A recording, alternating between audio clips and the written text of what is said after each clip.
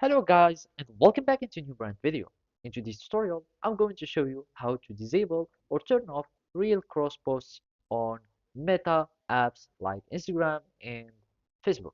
So make sure to watch the video to the end and follow these simple steps. If you find this video helpful, don't forget to subscribe and leave a like. And now let's begin. First, we will be needing just to go to the Meta account center. Either you can do it from Instagram or Facebook, it will be the same result. So simply, we will be needing to go to our profile and then go to the settings.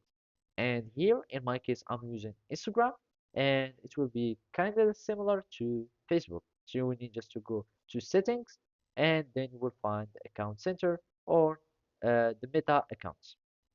So by going to the account center, it will allow you to find the sharing across profile.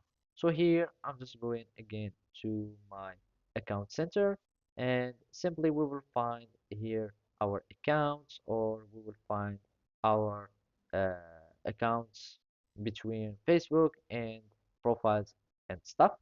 And we will need to simply go to across platforms or sharing across platforms.